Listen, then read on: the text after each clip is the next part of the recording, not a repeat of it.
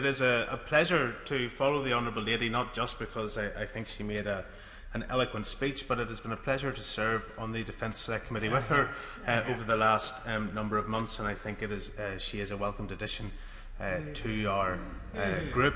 I also recognise that in following that Honourable Lady, she followed the Honourable Member for West Dunbartonshire. And whilst we will have different opinions and different variances on this bill during this debate and the subsequent proceedings, I think it's right to acknowledge that as a committee, on the Defence Select Committee, Madam Deputy Speaker, there is a great level of collegiality, a great level of cohesiveness amongst us, and we work well, sincerely in the interests of armed forces and all those who serve our country. And I'm very mindful that the Right Honourable Member for New Forest East is sitting smiling at me. He was chairman of our committee, expertly chaired the committee, but more importantly navigated, and he mentioned them. 2 of the 3 reports that were published by the committee, and I served on the committee during the passage of the 2 substantive reports. And I commend them to members, not just for this bill, but for the future provisions that we hope to see relating to Northern Ireland, because they outline the complexity of the legal arguments that are engaged. And not once has it been mentioned in this debate thus far, Madam Deputy Speaker, that the rationale for Northern Ireland not being included in an overseas operations bill isn't because it's politically expedient to do so, but we're operating under entirely different legislative frameworks. International treaties and the Geneva Convention do not apply when we consider deployments domestically. And yet I listened very earnestly to the Honourable Member for Bracknell, and I thought he made a good contribution. But when he wanted to focus on what's in this bill and what's rather than what's not in the bill, I'm afraid I can't do that.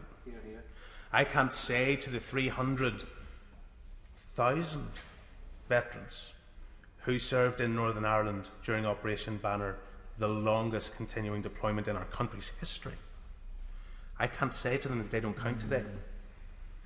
And I recognise that of those 300,000, they don't all live in Northern Ireland. In fact, the majority of them live in constituencies in England and Scotland and Wales. And yet they are hearing us debate issues about protecting those who protected us today without recognising fully that they are not included. I will surely. I'm very pleased to hear the Honourable Member for Belfast East talking about this, because it matters so much to so many of us. But there is a difference, surely, between overseas operations and domestic operations that he's touched on. And the very nature that we're dealing here with citizens of countries from around the world, rather than citizens of the United Kingdom, means that the legal framework must be different. Now, while I appreciate he is absolutely right that this bill should go further, or indeed the Northern Ireland Secretary should bring forward a bill that covers similar issues, does he not at least recognise that this is at least addressing some part of the lacuna, even though not the whole? From Madam Deputy Speaker, and of enormous respect for the Honourable Member for Tonbridge and the Mulling. And he's right that there's a different legal framework. That was the point I was making. I acknowledge it, but I'm not prepared to let this second reading debate go without saying that there is a compelling and equal argument that needs to be made for those who served in Northern Ireland, your constituents and mine. And I have to say that when this bill was introduced on the 18th of March, it was introduced for first reading at a time when a written ministerial statement was also tabled in this House, giving that equal provision and commitment to the people who served in Northern Ireland. And if that was necessary on the day of first introduction, then the very least we could ask is that today we would have had clarity and further sight and potentially the introduction of, so at least there was some parallel progression of the commitment that was in your manifesto, well, actually yours as well, but in the Honourable Member's manifesto, and that veterans are looking to see how will it be brought forward. Of course, I'll give that. Madam President, I thank the Honourable Member for giving way. As I have mentioned in this place before, both my brothers-in-law served in the Ulster Defence Regiment. And I want to make this point, which is that the risk to life was as great for them, if not some ways greater, than the overseas operations. I can remember both my brothers-in-law having to shine the torch under the car every morning.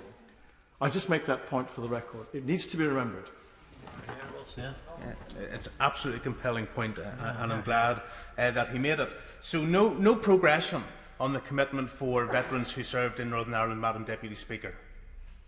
And a concern that the commitment that was given is being watered down. Now, I see the Minister wishes to intervene. Of course I will accede, but mindful time's ticking.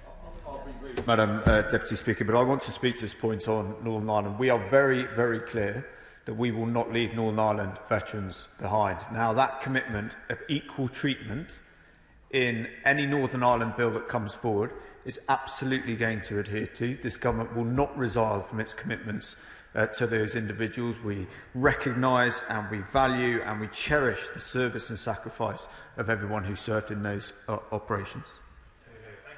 Madam Deputy Speaker, and I know that the Minister will probably make points like that in his conclusion of this second reading debate. No progression for Northern Ireland today. Nothing within this bill, and the point was absolutely right from the Right Honourable Member from New Forest East, and indeed, and I rarely agree with him, the Honourable Member for Brighton Kemptown, that there is nothing within this bill that will frustrate investigations. And that's that investigatory process which is so burdensome and cumbersome for those who are subjected to it. Repeated inquiries, repeated investigations. Veterans in their 70s and their 80s having their doors knocked in dawn raids in one occasion that I can think of. Taken from their home, flown from their home to Northern Ireland to answer questions for investigatory purposes, for an incident for which they have been through 2 or 3 investigations in the past. I want to make the point very quickly, Madam Deputy Speaker, that in considering what will come for Northern Ireland and as fundamentally part of this bill, we do not believe in the conferment of an amnesty. And I do not believe that what is contained within this bill does that. I am pleased that that is the case. When we consider the principles underlining statutory protection for veterans, we have to understand that it should always be in a case where there has been a satisfactory investigation previously, and in our domestic context, where the state has discharged its duty under Article 2 of the ECHR. I'm therefore slightly concerned that one of the provisions of this bill, 4.1c, envisages circumstances where an investigation may have commenced previously but not concluded. I think that's something that needs to be reflected upon at committee stage. I think that that is unwise to offer levels of protection through presumption of no prosecution on the basis that an investigation may have commenced, Madam Deputy Speaker, but resolved no outcome whatsoever. I highlight it now because I think it is worthy of further exploration, but Madam Deputy Speaker, in principle terms, highlighting the need for more progress for Northern Ireland veterans, no amnesty and no equivalence with paramilitarism, which is another concern. This evening, I will be giving my support to this bill at second reading.